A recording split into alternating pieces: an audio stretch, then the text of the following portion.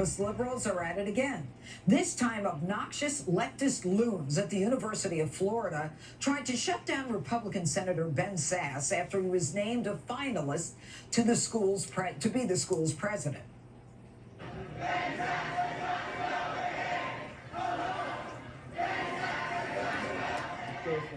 Students argue Sasse is unfit to serve because his voting record doesn't match their points of view. Sasse could hear the profane chants when talking to students, but didn't let that bother him. Good rhythm. A lot of times you get protesters and they're just a little bit off. Okay, you know what, Jesse? Sometimes, young people protest for any reason. Is this a good reason? No, I don't think Ben Sasse has ever been protested, though, so I think he's a little excited about it. But if they're afraid of having Ben Sasse as their boss, wait till they have their first real boss once they graduate.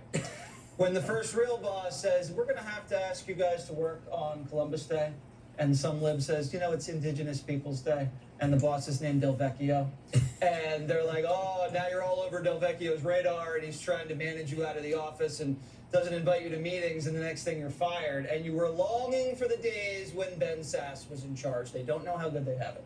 Well, you know what's amazing about this, Dana, is that when they don't like something, they shut down free speech.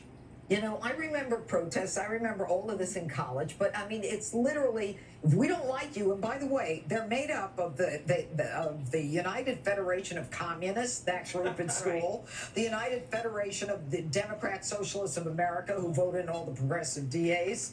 And yet, But do you remember that those groups used to have like 10 people? And they look at the crowd that they can assemble. And I guess part of that is probably social media saying everybody show up here at noon. The other thing is, does anyone here remember who their university president was when they were at school? Good point. It has no bearing on your life. It doesn't matter. They're basically figuring out administrative issues, and all you need to do is go to class. Ben Sasse wrote a book called The Vanishing American Adult, Our Coming of Age Crisis. That's probably what they should be more worried about. He's going to make them work. Probably. And, a lot of these kids don't realize that Ben Sasse actually has been a college professor from a school of president, school that had 1,700 kids. But now what they want is they want to know everyone who was interviewed for the job. They think they're entitled to know who the competitors were. Well, I do think it is reasonable to say that there should be some transparency, at least to the finalists, because they only offered up one candidate to them. And yes, he was president of a small religious school in Nebraska, but this is a 50,000-person research university. And I do think the strongest argument against Ben Sasse is not his politics, but the fact that he has, no background in doing this. The last three presidents of the University of Florida had all had experience managing a research university. It is very different. I think that they should have led with that. But students saying that they want someone in a position of power like that to represent the same values as them, that seems pretty normal to me. And also, this was a First Amendment exercise of the First Amendment. No, it wasn't violent at all, right? No one got out of line. Isn't this what you guys love? Oh, you cry. Well, I think Not you. No, I don't mean, no, Greg, what do you say? Is First Amendment to shut down? Of course.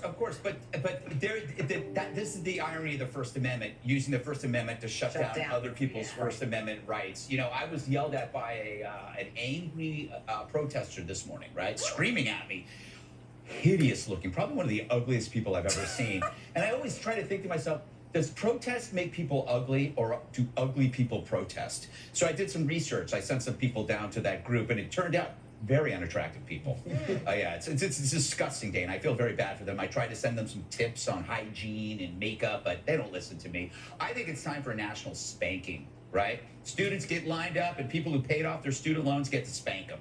How about that, huh? By the way, to your point, this concept that, it used to be, and I'm joking, no, not real spanking, although I thought about it, college was never supposed to be a safe space, right? You're supposed to be challenged by ideas. It's supposed to be unsafe for you, for your brain, and change your mind. Sadly, though, this is not just staying on the campuses. People like that are graduating, and they're going to the companies, whether it's Spotify, like Rogan, or they go to Google or Apple. Remember the Apple people didn't want to go to work? The banks? The banks. So I think, I think this is something that Sasse wrote in his book. He is silent. Yeah, you should be silent. As long as the Florida Gators win football games, that's his biggest priority. That's what matters. Yeah. Are you done? I believe I've been done for a while. Okay, up next, the latest nanny state craziness that's going to make going to the grocery store even more annoying. I shake my leg.